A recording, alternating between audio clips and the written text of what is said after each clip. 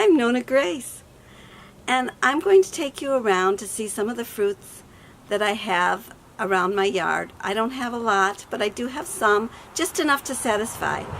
So, won't you come with me? I'm going to take you across the yard. I have some that is real close to the house, and I have some that's quite a ways away. But we will go and check it out. I'll talk to you later. Bye.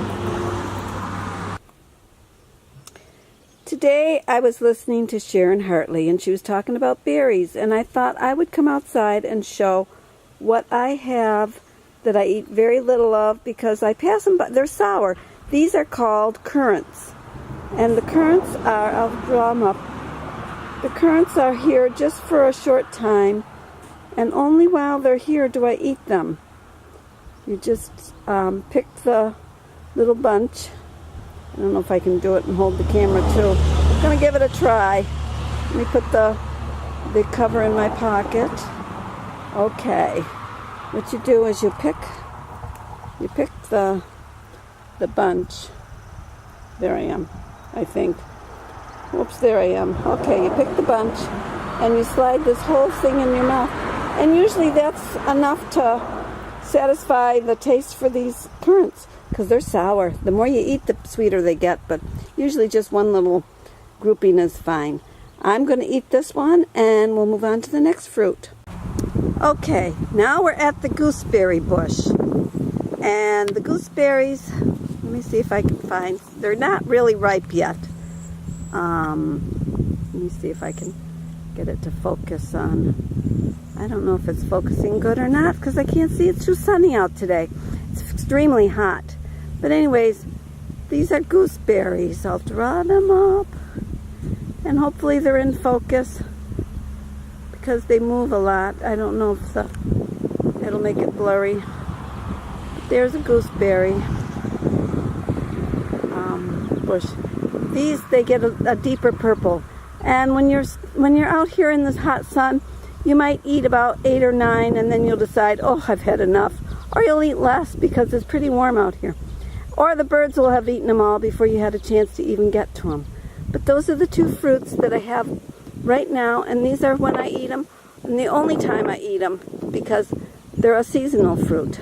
Now I want to show you, remember my zucchini, my spaghetti squash? Well, it has gone to the hilt. It's on this hill. I planted it on the hill. This is a compost hill, and it is spreading like wildfire. I haven't gotten any squash yet, but I do have a huge plant. Also, right there, a tomato plant planted itself. That's another thing that you find when you throw things on a compost pile. Things will plant themselves. So I have a tomato plant. There's no tomatoes yet on it, which I'm still waiting. There's some blossoms from this gorgeous plant. Look at how big the leaves have gotten. But anyways, there's blossoms in there.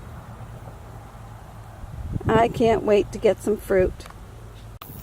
Here's another tomato plant that planted itself, but there's still no tomatoes on it.